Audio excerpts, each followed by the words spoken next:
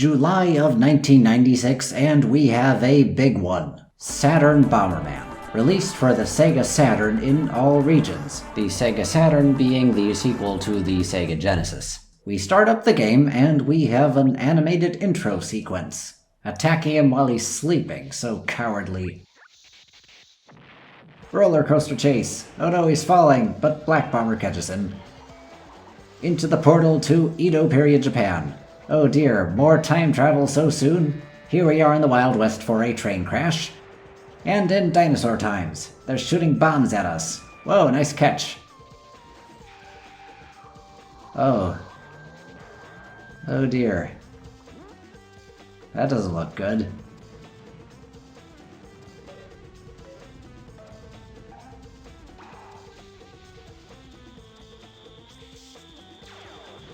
Good job, Bomberman. We haven't even done anything yet and he destroyed the world. I mean, this game is a sort of a soft reboot of the franchise. It doesn't have much that connects it with the previous games, so maybe that was symbolic of destroying the previous continuity we had going on, if you can call it that.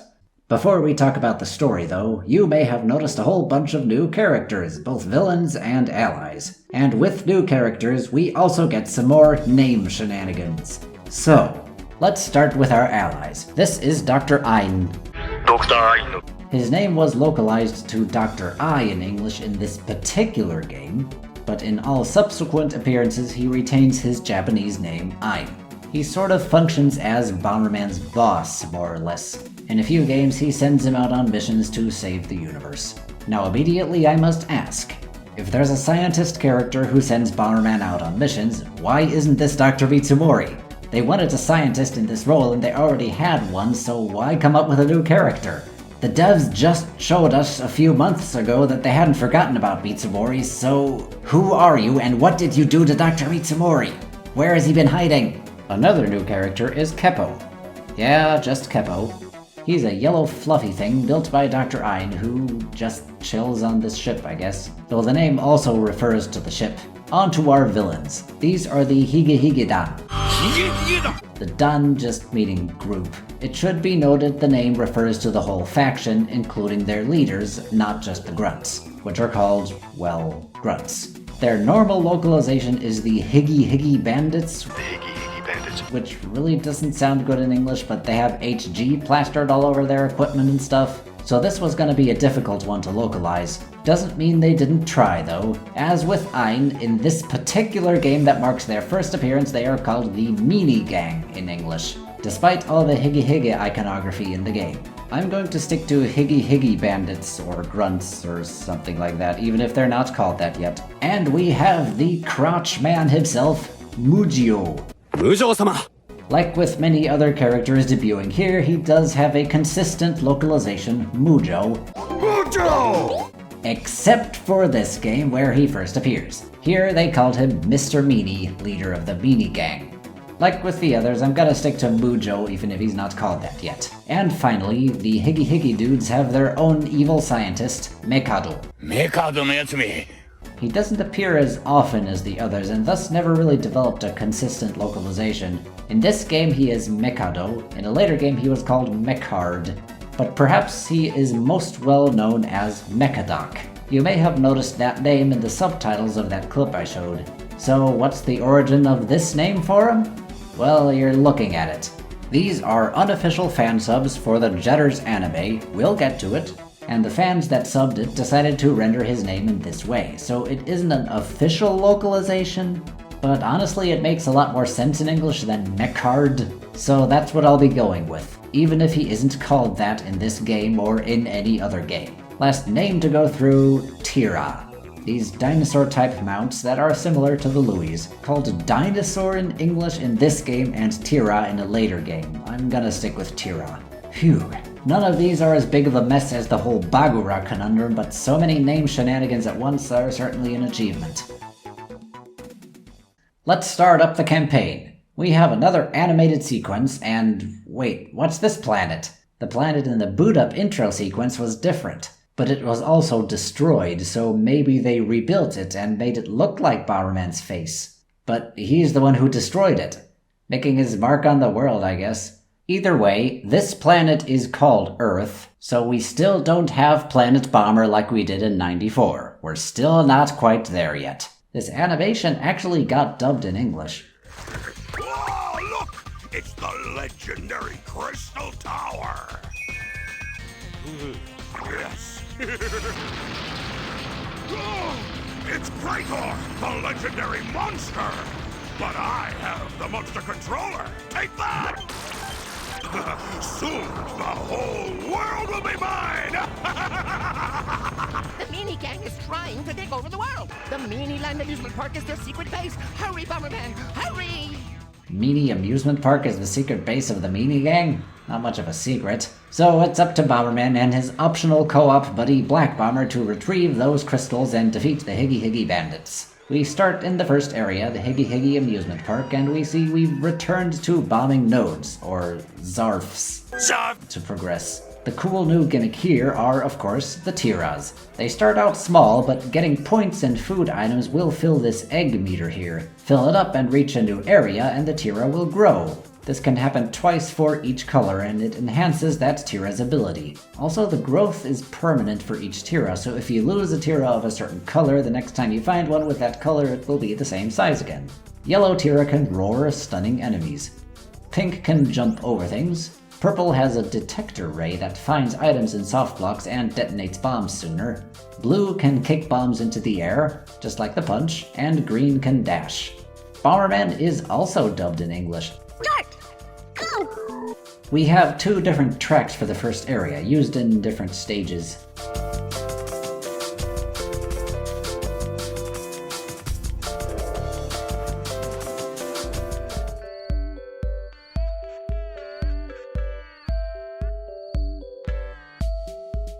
And we often transition smoothly from stage to stage. Looks like the boss of World 1 are these 3 Higgy grunts. Wait, what's this?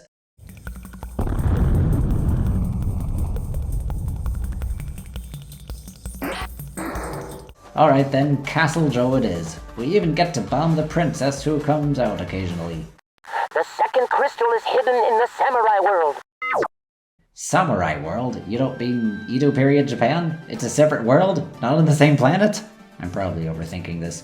Our Tira doesn't get to ride in the ship with us. It has to cling on to the outside.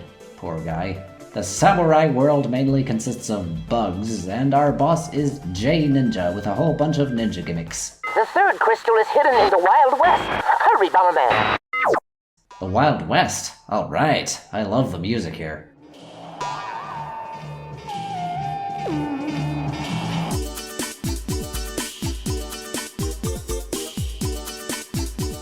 Walking revolvers with cowboy hats? I want one as a pet. A lot more stage gimmicks here. This train rushes through occasionally, more minecarts, a roulette cactus where you can try to get some extra goodies. There's a new power-up in this game, Bead Bomb, or Marble Bomb.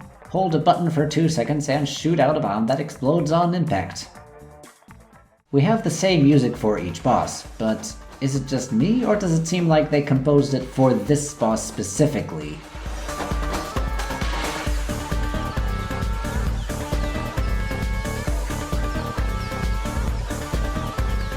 Also, I love what they did to Mount Rushmore in the background. On we go to Dino World, complete with creepy music.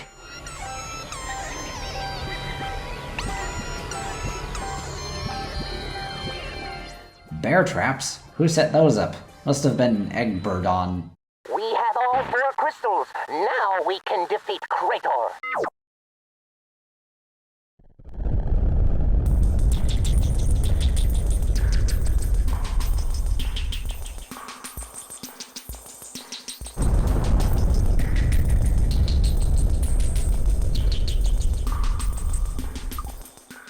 Wait, Krator was the meteor that killed the dinosaurs? On to the second half of Dino World, the Ice World, complete with avalanches and dinosaur bones.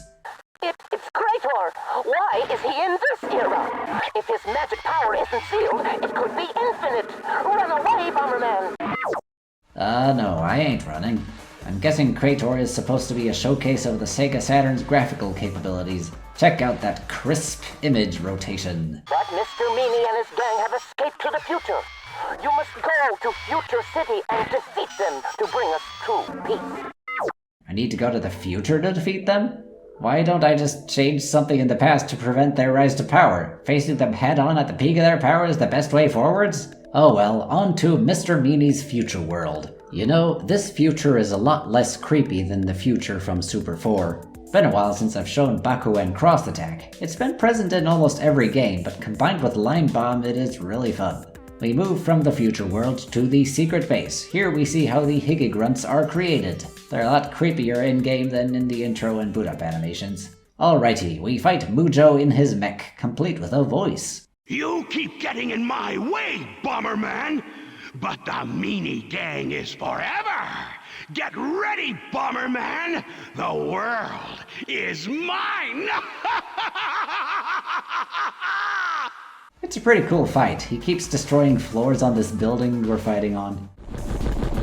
The world is mine! Down he goes, but Mechadoc is still out there. He hasn't really done anything so far. He has a whole bunch of Higgy-Grunts and then... Not bad, Bomberman. You destroyed all of my robots, but now you haven't got a chance. Are you ready, Bomberman? This is my masterpiece!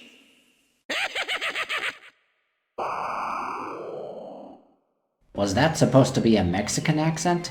This is your masterpiece? A unicycle robot with a fan? And bubblegum?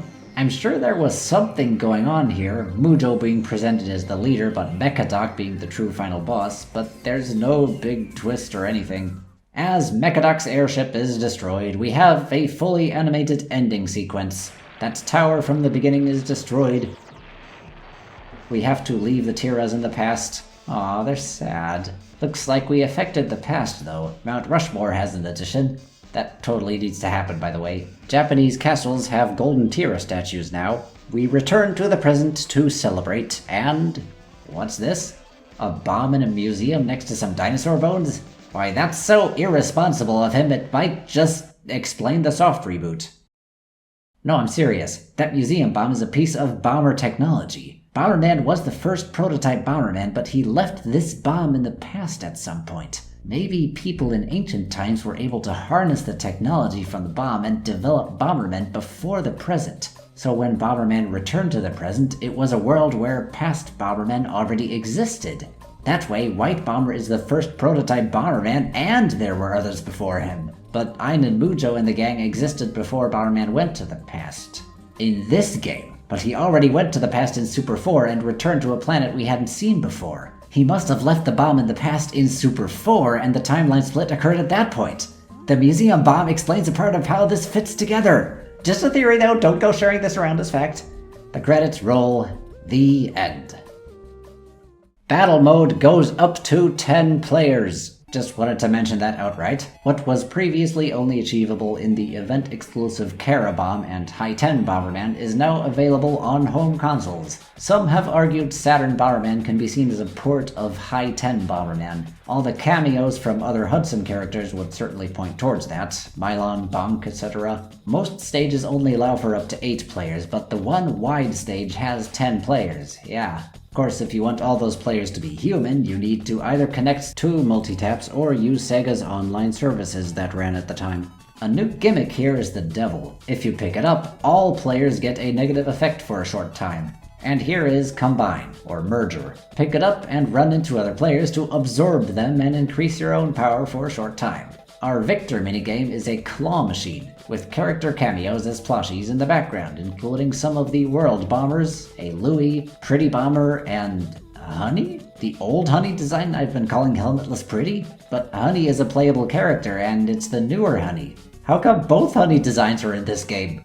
One of the power-ups we can pick up here, provided we're playing on the wide stage, is Bamura, who wasn't mentioned in the international manuals for some reason. Pick him up, and the next time we're playing on the stage with a lot of players, he shows up and wreaks havoc during the match. He'll leave if he's hit enough times or time is running out. And then there's the Master Game, where you can practice the Way of the Bomb. The goal here is to get through 20 floors by defeating all the enemies, grabbing items for points, while also using as few bombs as possible. We have new tracks for the levels and the bosses.